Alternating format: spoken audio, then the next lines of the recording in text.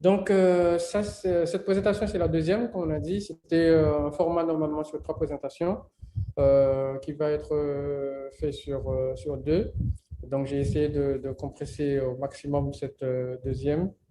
Et la troisième partie qui était dédiée à la glande pinéale, on va l'aborder lors de la discussion sous forme de questions et réponses. Donc, avant de commencer, je tiens à remercier tous ceux qui ont suivi la première présentation et j'ai reçu pas mal de commentaires, d'encouragements et de questions aussi. J'ai pu répondre à certaines questions et certaines d'autres questions, je n'ai pas pu y répondre. Je fais des recherches, je reviendrai vers ceux qui me les ont posées pour y répondre une prochaine fois. Donc, d'emblée, je tiens à dire que je ne suis pas un expert ni en biologie, ni en chimie, ni en mélanine, ni en égyptologie. Donc, j'ai fait un certain nombre de recherches dont je partage les résultats avec vous et aussi des livres dont je mettrai les références aussi à votre disposition et donc qui permettent d'en savoir plus sur ce sujet qui est très très riche et très complexe qu'est la mélanine. Lors de la première présentation, on avait exploré le noir dans l'univers.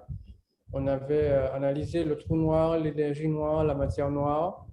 On avait aussi analysé les ondes électromagnétiques, y compris la lumière noire. On avait vu que le noir dominait l'univers et que si Dieu devait avoir une représentation et que sa représentation collerait plus au noir dans la mesure où le noir domine l'univers. On a vu aussi les différentes représentations de Dieu. On a vu que la population des leucodermes, nous les leucodermes, on représente Dieu en fonction de nos colonisateurs. Si on est colonisé par des gens qui représentent un Dieu blanc chrétien, ben on va faire la même chose. Si on est colonisé par une religion qui nous dit qu'on ne doit pas avoir de représentation de Dieu, ben on ne va pas se l'imaginer. Donc, on est vraiment calé sur nos colonisateurs. Et donc, c'est un constat qui peut être fait sur n'importe quel endroit où vous voyez un noir. Il suffit de savoir sa religion pour savoir comment est-ce qu'il conçoit Dieu. J'ai eu un certain nombre de questions et j'ai eu aussi un certain nombre de demandes de la part de certains frères et sœurs qui m'ont demandé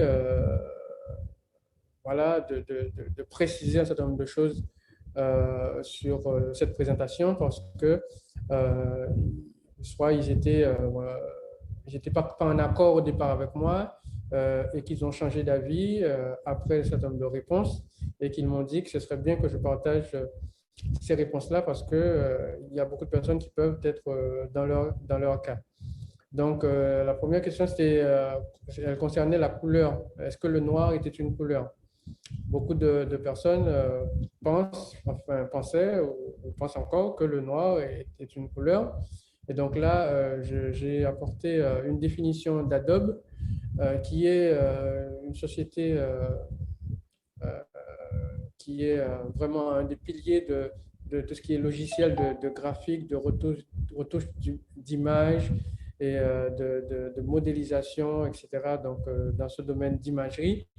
Et ils donnent une définition où ils disent que, contrairement au blanc et aux autres teintes, le noir n'est pas une couleur, mais le noir est l'absence de couleur parce que le noir existe lorsqu'il n'y a, enfin, l'absence de lumière, parce que le noir existe lorsqu'il n'y a pas de lumière du tout, contrairement aux autres couleurs.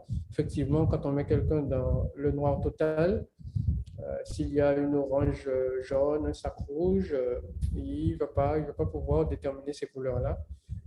Alors que le noir, il voit le noir. Donc, c'est donc la preuve que le noir n'est pas une couleur, contrairement à ce que nous sommes amenés à penser. Et aussi, il y a une autre question qui m'avait été posée, c'était pour la différenciation de différents types de mélanine. On avait abordé surtout la mélanine présente dans l'univers lors de la première présentation. Mais évidemment, les questions ont vite été tournées sur la mélanine naturelle, biologique et de synthèse. Et je voulais vraiment qu'on focalise l'émission sur l'univers. Et donc, je précise qu'il existe plusieurs types de mélanine. Et parmi ces types-là, on trouve la mélanine naturelle et la mélanine de synthèse. Et dans la mélanine naturelle, qui est la mélanine biologique, il y a le mélanine, qui est appelée couramment mélanine, tout court, parce que c'est elle qui est dans l'organe des Noirs. Hein, c'est elle qui donne la couleur noire à notre peau. Il y a la phéomélanine que l'on trouve chez les non-noirs, c'est-à-dire chez les Indiens, les Asiatiques, et les Blancs, les Européens, tout ça. Et la neuromélanine que l'on trouve dans le cerveau. Euh, on va aussi aborder en détail toutes ces mélanines-là parce que la, la présentation d'aujourd'hui va se focaliser principalement sur la mélanine biologique. Il y a aussi la mélanine de synthèse, hein, qui est une approche qui permet de reprendre à peu près, de reproduire à peu près la mélanine, mais elle a un certain nombre de limites aussi que l'on pourra voir par la suite. La mélanine chez les humains, comme on l'avait vu dans la première présentation, la mélanine, elle est partout dans l'univers et elle est donc aussi dans l'eau, dans l'organisme des humains, des animaux, des plantes, des poissons, des oiseaux, etc. Donc, mais chez les humains, tous les humains, au début de l'existence de l'humanité, avaient de la mélanine. C'est ce que l'on voit dans les écrits de Arthur Schopenhauer, qui nous dit dans son livre Philosophie et sciences de la nature, la naissance de l'homme n'a pu avoir lieu qu'entre les tropiques parce que dans les autres zones, il aurait péri dès le premier hiver. Ce qui montre que l'homme est bien né dans une latitude où il était fortement exposé au soleil, parce que si l'homme était né blanc, euh, dans cette zone-là, eh ben, si l'homme noir, si l'homme était né blanc dans cette zone-là, il n'aurait pas pu supporter la chaleur et aussi les conditions climatiques, les rayons ultraviolets, comme on va le voir. Et aussi, s'il était né dans une zone ailleurs que dans les tropiques, il n'aurait pas eu de vêtements, etc. Donc, il n'aurait pas pu survivre à des températures d'extrême froid, etc. Et, et aussi, il continue à la même page 124, je crois, dans les zones chaudes, l'homme est noir, ou tout au moins brun foncé. C'est donc là, sans distinction de race, la véritable couleur naturelle et particulière de la race humaine. Il n'y a jamais eu de race naturellement blanche. Parler d'une telle race et partager pluriellement les hommes entre races blanches, jaunes et noires, comme le font encore tous les livres, c'est témoigner d'une grande étroitesse d'esprit et d'un manque de réflexion. Donc, beaucoup de nous jusqu'à maintenant, hein, pensent que voilà, la race blanche, jaune sont apparues de manière spontanée.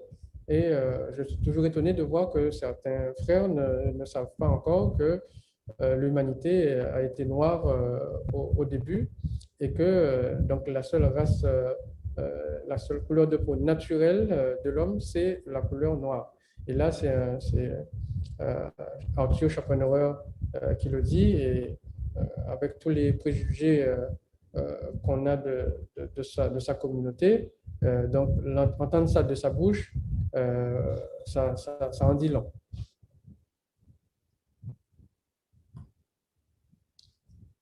À la page 125, il nous dit que c'est l'influence climatique des zones modérées et froides qui a donné peu à peu à la race humaine européenne la couleur blanche. Donc, il explique par là pourquoi est-ce qu'il y a des blancs, des jaunes, etc. Sur la planète. Parce que c'est aussi des questions qui reviennent souvent, parce que les gens ils demandent, mais d'où viennent les blancs, d'où viennent les asiatiques, etc. Si on est noir, ils essaient de comprendre. Donc voilà une explication de quelqu'un qui a étudié la paléontologie et un certain nombre de sciences qui ont permis d'arriver à cette conclusion-là. C'est une conclusion aussi qui est partagée par les scientifiques modernes. Il faut savoir qu'il y a 8500 ans, l'Europe était peuplée uniquement de Noirs. D'accord? Parce que les gènes, les scientifiques ont découvert que les gènes SLC24A5 et SLC45A2 n'étaient pas présents dans les échantillons qu'on a pu retrouver un peu partout sur le continent. Ce sont ces gènes-là qui favorisent la couleur blanche de la peau. Ces gènes-là n'étant pas présents, donc les humains qui peuplaient l'Europe étaient donc noirs. Ce n'est donc qu'à partir de 8000 ans avant notre ère, enfin 8000 ans à partir de maintenant, hein, c'est-à-dire vers moins 6005 avant notre ère, que les Blancs ont commencé à faire leur apparition en Europe. Nous allons étudier, bien sûr, par la suite, quels sont les facteurs qui ont favorisé cette émergence. Schopenhauer termine en disant que l'Adam de notre race doit être en conséquence conçu comme noir. Il est donc risible de voir les peintres représenter ce premier homme blanc, couleur produite par la décoloration. Jéhovah l'ayant créé à sa propre image, les artistes doivent représenter celui-ci comme noir. Donc, c'est un croyant qui parle et qui réclamait déjà que la représentation de Dieu soit différente. Donc, on ne représente plus Dieu comme étant un être blanc, mais plutôt comme étant un être noir, parce que l'humanité, ayant pris naissance en Afrique, étant donc noire au départ, donc si Dieu l'a créé à son image, il devrait donc être noir. Ce qui rejoint la démonstration qu'on avait faite la dernière fois en montrant que le noir dominait l'univers. Donc, on avait fait une démonstration au niveau de l'univers et là, on a une démonstration par rapport à un écrit considéré comme sacré qui est la Bible et qui pencherait donc pour représenter Dieu plutôt noir que blanc. La structure chimique de la mélanine, donc comme on a parlé de deux types de mélanine donc, qui sont responsables de la pigmentation de la peau. Il y a donc le mélanine et la phéomélanine, et donc qui ont donc deux structures chimiques différentes. Il faut savoir que le mot eumélanine, le mot E provient du grec EU qui veut dire bon, c'est-à-dire que les scientifiques considèrent la mélanine qui donne la pigmentation noire comme la bonne mélanine. Et par opposition à la phéomélanine, on verra donc pourquoi cette mélanine n'est pas considérée comme bonne mélanine. Donc, c'est déjà même dans le nom même, hein, dans l'étymologie de eumélanine, E qui veut dire bon. Pourquoi est-ce qu'on oppose le mélanine à la phéomélanine? Parce que la phéomélanine est un accident de la nature. Parce que la phéomélanine induit le cancer alors que le mélanine empêche le cancer. Beaucoup de personnes pensent que c'est l'exposition au soleil qui est le premier facteur de cancer, mais des études récentes ont démontré que c'est la phéomélanine qui est à la base de ces cancers. C'est-à-dire qu'ils ont fait des études avec des rats, des souris de laboratoire. Ils ont comparé en leur injectant de l'eumélanine à un groupe et la phéomélanine à un autre groupe, et en les mettant dans des salles où ils n'étaient pas exposés à aucun rayon ultraviolet. Ben, l'étude n'a même pas pu terminer parce que toutes les souris à qui on avait injecté la phéomélanine étaient décédées, et alors qu'aucune n'étaient décédés parmi ceux à qui on avait injecté de l'eumélanine et parmi celles qui n'avaient ni de l'eumélanine ni de la phéomélanine, ce qui démontre, s'il était besoin, que la phéomélanine est donc toxique pour le corps même de l'homme. C'est pour ça qu'on parle d'un accident de la nature. Pourquoi? Parce que dans la nature, toute substance qui est naturellement présente dans le corps combat pour le bien-être du corps, alors que cette substance-là combat pour la destruction du corps. Donc c'est pour ça qu'on dit que c'est un accident de la nature.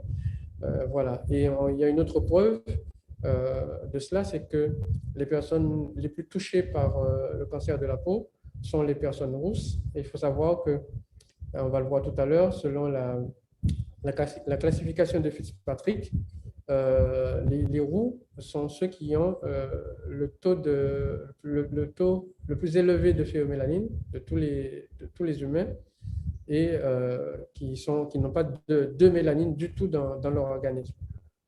Par opposition aux noirs qui ont le taux le plus élevé de mélanine et qui n'ont pas de phéomélanine dans l'organisme. Quand on a la phéomélanine dans l'organisme, on est sujet à des malheurs en cascade parce que la phéomélanine induit le cancer de la peau et le cancer de la peau lui-même, il induit un grand nombre d'autres cancers, comme le cancer du sein, le cancer de la prostate, le cancer des ovaires, etc., etc. Donc, on voit que même à partir d'un cancer qui n'est pas forcément mortel, on peut avoir d'autres cancers qui peuvent être fatals à l'être humain. Et il y a une chose aussi qui est remarquable, c'est la progression du cancer de la peau au fil du temps. Donc, on voit que ça devient de plus en plus un problème de santé publique pour les leucodermes, parce qu'au fil du temps, avec le réchauffement climatique, avec les facteurs aggravants comme la pollution, etc., donc, il développe de plus en plus de cancers de la peau avec aussi tout ce qui est produits cosmétiques, etc. Donc, il y a donc un besoin urgent de trouver une solution à cette problématique. Et ce qui est encore plus inquiétant, c'est quand on voit les courbes de progression démographique et les projections, on se rend compte que les populations leucodermes sont en diminution, alors que les populations mélanodermes sont en progression. Donc, en termes de stratégie, les leucodermes, sachant cela, eux aussi, ils réfléchissent à un certain nombre de solutions qui leur permettraient de pouvoir maintenir la perpétuation de leur communauté, ce qui est tout à fait normal.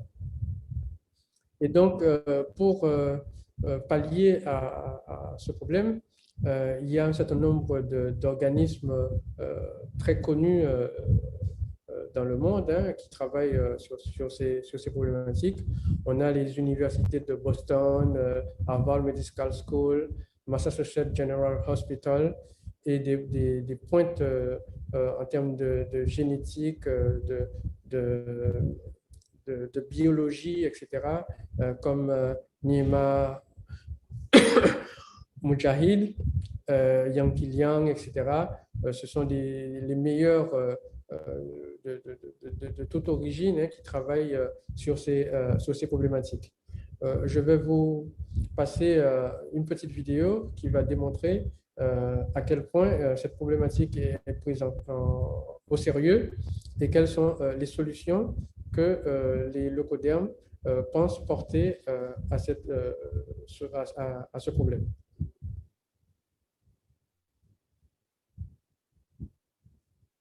More people are diagnosed with skin cancer in the US than any other kind of cancer combined. In fact, melanoma, a highly dangerous type of skin cancer, is estimated to claim one life every hour. So what if you could lower your risk of skin cancer by changing the color of your skin? Okay, this is a big subject, so let's start with the science. Everyone has something in their skin called melanin, a biological pigment that gives us the color of our skin, hair, and eyes. The cells in our epidermis that make this pigment are called melanocytes, and everyone has the same number of them, but everyone's melanocytes make different amounts of melanin and different kinds. Melanin serves a few very important purposes besides giving your skin its color. When you're outside, your skin is being exposed to the ultraviolet rays of the sun. UV radiation is just that, radiation, and prolonged exposure can damage the DNA of your skin cells. With enough damage, that DNA can start to malfunction and the life cycle of your skin cells is disrupted, potentially causing uncontrolled replication and leading to cancerous growths. Your body's looking out for you though, and has a couple of defense mechanisms, one of which is your melanocytes. Inside your melanocytes are little melanin-producing factories called melanosomes. If the mitochondria is the powerhouse of the cell, the melanosome is the powerhouse of the melanocyte. And there are two kinds of melanin produced by these melanosomes: eumelanin, a darker pigment, and pheomelanin, a light-colored pigment. Eumelanin blocks UV photons from damaging your skin, so those without a lot of it, or people with lighter skin, are at higher risk of sun damage. So when your skin is exposed to more sun, your melanocytes are turned on to produce more UV-blocking melanin to protect your cells. How much melanin and which kind is controlled by your genes. That's why some people's skin tone deepens or is making more melanin when exposed to sunlight. Others can't produce more than a certain amount of melanin and so find their skin exposed to more damage, resulting in sunburn. So more melanin equals darker skin tone and equals protection from the sun's harmful rays. The big takeaway from all this detail is that those with more melanin, particularly eumelanin, are at decreased risk for skin cancer. And now, researchers have explored how that level of protection can be artificially induced for those who don't have it naturally. It turns out that the melanosomes that produce the two different types of melanin have different pHs. And remember, the melanosome is the little pigment-making machine inside your melanocytes. Eumelanin, the dark, highly protective pigment, is produced by melanosomes that are less acidic than the melanosomes that produce pheomelanin. So researchers have posited, and have now shown, that they can actually change the relative amounts of which kind of melanin your melanosomes produce. Inhibiting a certain enzyme called SAC can make melanosome pH less acidic and allows those cells to produce more eumelanin, meaning darker pigmentation and increased protection from skin cancer. We're still not exactly sure why pH influences what kind of melanin your melanosomes produce, and this is an area that researchers are hoping to explore further. It's important to point out that this is different from regulating melanin production by changing the way your genes are expressed. It's not genetic editing. This new research could instead result in a pharmaceutical drug that induces pigment production, potentially for use by populations vulnerable to skin cancer or those with pigmentation conditions that they'd like to treat. This is still in the very early stages, though, being tested in mice and human skin cells in petri dishes. It's a long way from practical applications in humans. Okay, so the science is super cool. But the color of someone's skin has been something that defines and often divides humans for millennia. So if it becomes possible for us to change that color in a very fundamental way for medical purposes, what does that mean for our conception of things like race? Would its use be ethical? The authors of the study note at the very top of their research paper that skin pigmentation not only has health implications, but also very important psychosocial ones. A reminder that science doesn't happen in a vacuum, and its results and takeaways go out into an imperfect world. And that's something we need to consider. What do you think about this research? Let us know in the comments below and subscribe to see. Voilà, c'est dit. Vous avez bien entendu. Pour ceux qui n'ont pas compris, je résume. Donc, on a un problème grave qui est le cancer de la peau. On a remarqué que les Noirs, ils ne sont pas affectés par ce genre de problème. La science pourrait permettre de rendre les Blancs noirs, donc d'éviter cette fin annoncée pour la population et la communauté. Maintenant, le problème, c'est un problème de mentalité. Est-ce que les Blancs seraient prêts à se transformer en noir pour rester en vie? Donc voilà. Donc ça, ce sont des discussions qui ont lieu dans le cercle scientifique. Il y a un certain nombre de recherches qui sont publiées dans des magazines, mais la population n'est pas au courant de ces choses-là parce que la population n'est pas prête à accepter ce genre de proposition. Et c'est pour ça qu'il faut absolument More people are diagnosed with préparer la population avant de, de mettre ce genre de choses sur la table.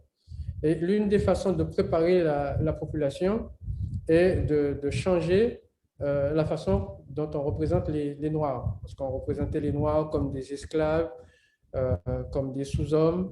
Gobineau avait fait un livre paru en 1855 qui s'appelle Essai sur l'inégalité des races humaines, où il montrait que la race blanche était au top niveau des races humaines et au bas de l'échelle, juste à côté des singes, il y avait la race noire.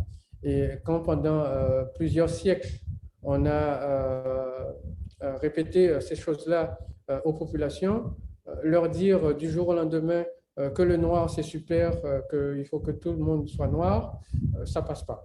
Donc, il faut un certain nombre de préparations psychologiques qui passent par nommer des hommes politiques à la tête d'un certain nombre d'organismes comme Boutros Ghali, comment il s'appelle, un autre Africain qui était à la tête de l'ONU, Barack Obama, président des États-Unis, Colin Powell, chef d'État des armées, Ramayad, secrétaire d'État aux droits de l'homme. Donc, on commence à s'habituer à un certain nombre de figures et donc à préparer son cerveau à accepter les nouvelles qui nous seront distribuées dans les 10, 15, 20 ans à venir. Et ce n'est pas tout. Nous avons vu aussi un changement non seulement au niveau des hommes du pouvoir, mais aussi au niveau des critères de beauté. Jadis, une personne belle était une personne qui était forcément blanche, qui avait les yeux bleus, et qui avait les cheveux blonds, voilà. Et maintenant, on a vu, par exemple, en 2019, que Miss Monde était une noire, Miss Univers aussi une noire, Miss USA une mélanoderme, Miss America une mélanoderme, Miss Team USA une mélanoderme. C'est-à-dire que la même année, les Noirs ont tout raflé, hein, au niveau international et au niveau américain. Qu'en est-il de 2020? De 2020-2021, c'était la même tendance, hein. On a eu Clémence, une Guadeloupéenne qui était portée Miss France 2020. On a eu Miss Canada qui était une Soudanaise, Miss America encore une mélanoderme, Miss USA une mélanoderme et même Miss Belgique aussi une mélanoderme. Donc on comprend bien qu'il y a une préparation des mentalités qui est en train de se faire pour que les gens puissent à l'avenir accepter de ce changement qui devra avoir lieu parce que il y a des menaces qui sont anticipées dans la communauté scientifique, mais qu'on ne peut pas balancer comme ça au niveau international sans qu'il y ait une préparation préalable. Donc, on voit bien qu'il y a un changement de paradigme qui s'est opéré. On est passé d'un couple parfait qui était blanc à des critères de beauté de personnes mélanodermes. Comment sommes-nous donc passés de cette extrémité? C'est par un besoin, hein, de la population blanche de permettre à sa communauté de franchir cette étape douloureuse qui viendra avec une augmentation de la mortalité due au cancer de la peau qui va induire d'autres cancers.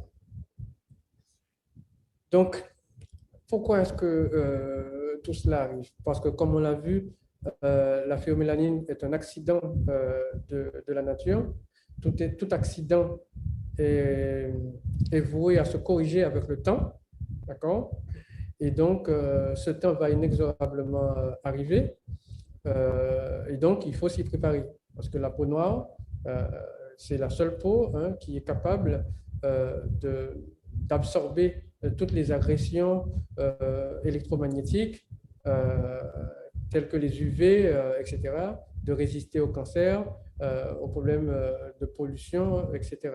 Et on verra aussi tout un certain nombre d'autres facteurs auxquels la mélanine permet de résister. Et on voit cette classification de Fitzpatrick dont je parlais, qui est dermatologiste à Harvard, et donc qui classait les peaux en fonction de leur capacité à absorber et à convertir l'énergie. On voit que le noir est donc au top et le blanc, même le blond, au bas de l'échelle en termes de protection naturelle. Donc, ce qui est en totale opposition aux thèses qui étaient développées au 15e, 16e, 17e, 18e siècle, qui mettaient l'homme noir au bas de l'échelle.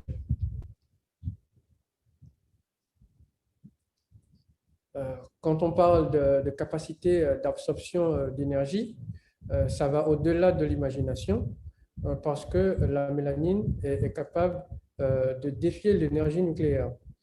Pourquoi? Parce que les espèces qui ont le mélanine dans leur organisme et qui ont été soumises à des zones où il y a eu des accidents nucléaires, eh bien, ces espèces-là, elles ont résisté. Elles ont absorbé l'énergie, elles l'ont convertie, elles l'ont utilisée, alors que les espèces qui étaient dotées de phéomélanine, elles ont toutes disparu. Un exemple, c'est l'explosion de Tchernobyl. Ah ben, toutes les espèces qui ont de la mélanine blanche, ah ben, toutes ces espèces-là ont disparu, alors que les autres espèces, qu'elles soient plantes, animales, oiseaux, ben, les autres ont résisté. On a l'exemple des champignons, les champignons noirs qui ont résisté. Il n'y a plus aucune trace de champignons blancs dans ces zones-là, si bien qu'il a été proposé lors de l'accident de Fukushima de traiter la zone avec des champignons contenant de la mélanine noire.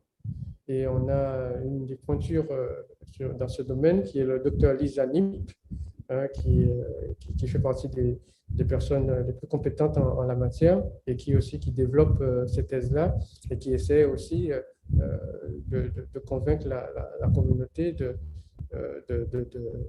de passer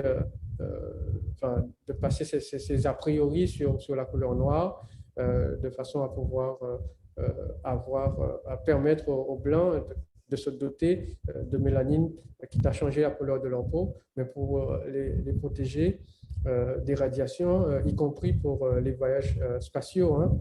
Il y a un certain nombre de radiations auxquelles ils seront soumis lors de ces voyages-là.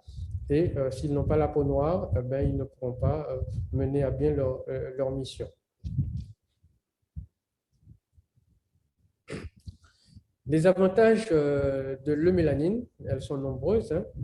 L'eumélanine permet de convertir avec efficacité l'énergie d'une forme à une autre, permet d'avoir un corps d'une grande élasticité, permet d'avoir une perception plus large de spectre d'ondes sonores et permet aussi d'avoir un système immunitaire plus efficace et permet aussi de combattre un certain nombre de maladies, comme on le verra, et aussi permet d'avoir une connexion avec la spiritualité, ce qu'on verra en dernier.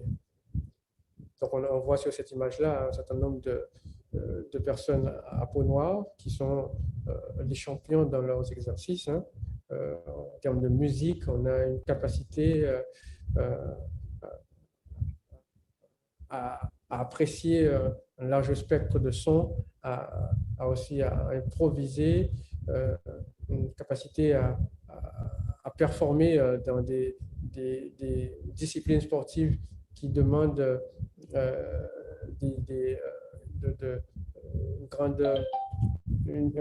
un corps qui répond rapidement aux ordres du cerveau. Et là, on verra tout ce qui est neurotransmetteurs. On comprendra pourquoi est-ce que ce sont ceux qui ont la mélanine, le mélanine, donc, qui sont les meilleurs dans ces disciplines-là. La mélanine est un signe extérieur de richesse intérieure. Pourquoi est-ce que j'ai titré ce titre comme ça? C'est parce qu'on va parler de neuromélanine. La neuromélanine, elle est présente dans le cerveau des Noirs comme dans le cerveau des Blancs. Ce sont des taches noires qui sont dans le cerveau. Mais par contre, ceux qui ont le mélanine ont donc obtiennent donc possèdent un meilleur réseau sensorimoteur, ont donc une meilleure neurotransmission des messages, c'est-à-dire que les messages s'échangent à plus haute vitesse dans le cerveau. Donc, ça améliore leur coordination. C'est pour ça qu'on dit que les Noirs sont des bons danseurs, etc. Ça améliore les performances cognitives et aussi, ça permet de se connecter aux énergies invisibles qu'on verra à la fin. La mélanine et la neuromélanine. Donc, quand on parle de signes extérieurs de richesse intérieure, c'est que tout ce qui se passe à l'intérieur du corps, on ne le voit pas. On voit la mélanine, la couleur de la peau, mais il faut savoir que le cerveau, la gorge, tous les organes du corps sont affectés par cette mélanine-là, dont on voit le signe extérieur sur la couleur de notre peau. Et on voit sur ce schéma les Africains, ils ont donc des mélanocytes qui produisent plus de mélanine que les Asiatiques ou que les Européens. On pourrait avoir plus d'explications dans le livre Why Darkness Matters, coécrit par Timothy Moore, qui est un confrère panafricaniste qui s'intéresse de près à ce sujet-là. La mélanine nous protège. Il y a un article qui est paru sur BBC News en 2001, donc ça fait plus de 20 ans, qui expliquait comment la mélanine nous protège contre un certain nombre de fléaux. Il y a par exemple un certain nombre d'exemples qui ont été pris. Les soldats qui ont été envoyés, je crois, au Vietnam. Parmi ces soldats-là, il y avait des noirs, des jaunes, etc. Les soldats qui ont été les plus atteints par des maladies tropicales, c'était des soldats à peau blanche.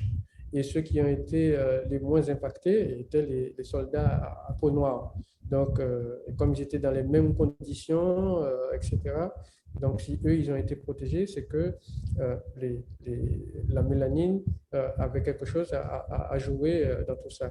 Je posterai l'article, vous apprendrez beaucoup. C'est un article qui est en anglais, mais avec Google Translate, vous pouvez le traduire, et qui démontre que tous les bienfaits de la mélanine sur les études qui ont été menées sur un certain nombre de populations.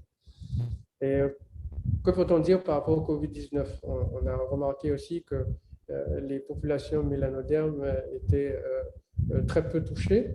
Jusqu'à maintenant, la science se refuse à une quelconque conclusion, mais on peut faire une conclusion qui saute aux yeux, c'est qu'en termes de nombre de morts, les mélanodermes ont été préservés par cette épidémie. Les caractéristiques de la mélanine.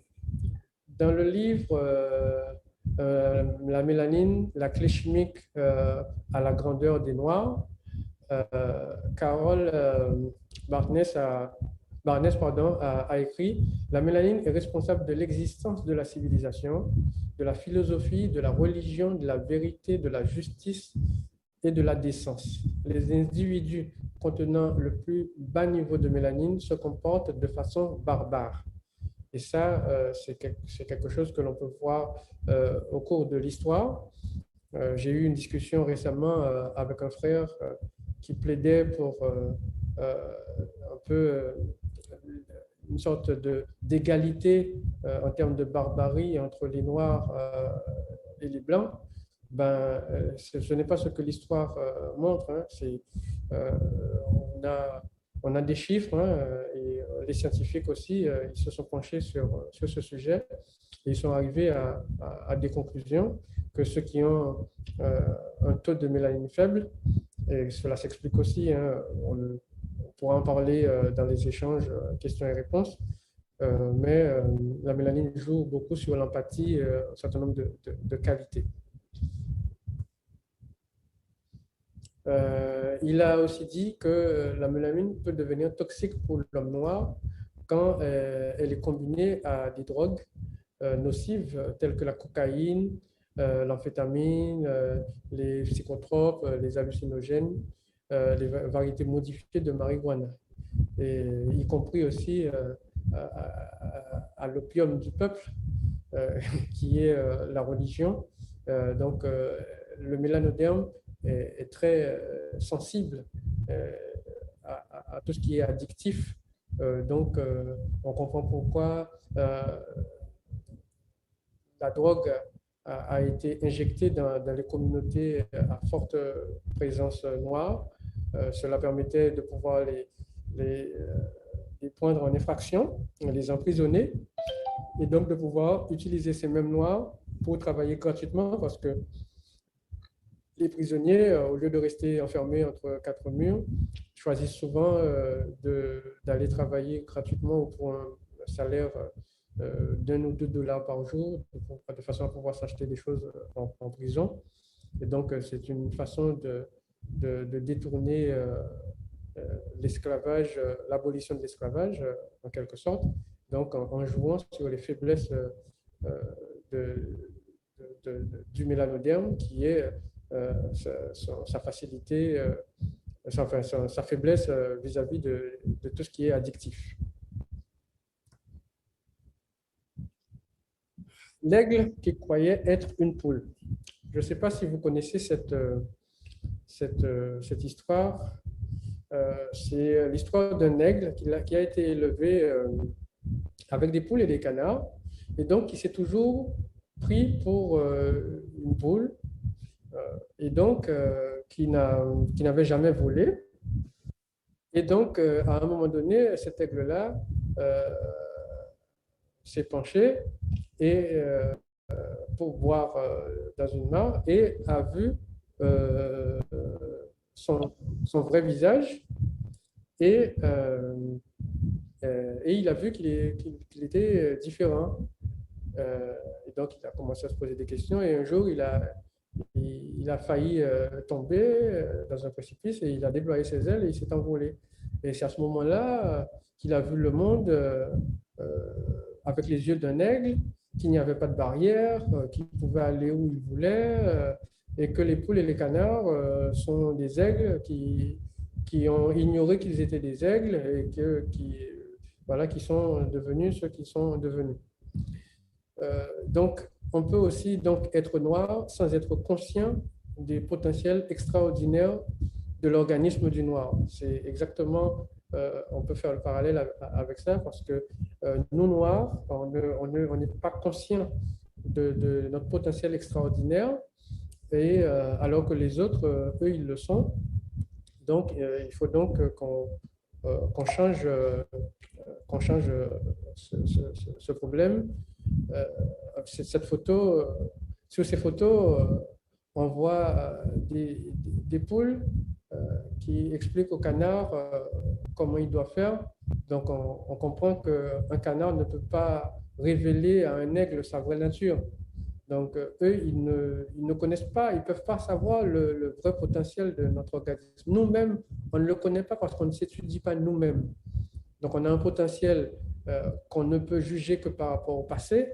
Quand on regarde nos ancêtres, on voit ce qu'ils ont fait. On peut se dire, ah oui, c'était vraiment très fort. Mais sans ça, on ne peut pas être conscient de notre potentiel. Mais comme on confie à la poule de nous diriger en politique, au canard de nous diriger en spiritualité, il est difficile, bien sûr, de vraiment exprimer notre pleine nature. Donc, si nous voulons donc retrouver notre pleine nature, nous devons donc soit nous rappeler de ce qu'étaient nos ancêtres ou nous poser des questions sur notre propre nature nous-mêmes, nous étudier nous-mêmes de façon à donc pouvoir trouver en nous ce que nous sommes.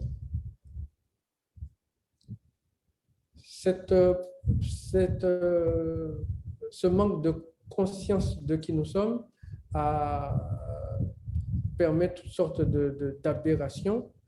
Cette publicité que vous voyez, c'est une publicité en plein territoire africain, où on voit une publicité pour un produit qui permet de décolorer sa peau, c'est-à-dire de perdre notre puissance. Donc, c'est un produit qui permet de transformer l'or en charbon. Littéralement, c'est ça. Donc, c'est une absurdité parce que notre peau, notre organisme a donc tout un certain nombre de potentiels. Donc, au lieu de le maximiser, de chercher à le maximiser et à l'améliorer, nous sommes en train de le détruire. Donc, nous devons prendre conscience de ça et donc en parler à nos frères et sœurs qui sont de par le monde, qui ont un déficit en termes d'estime de soi par rapport à toute la propagande qui a été faite sur la couleur de la peau et donc rétablir la vérité. Donc, la partie 3 sur 3, on va donc on le fera donc sous forme de questions et réponses. Voilà, je vous remercie de votre attention.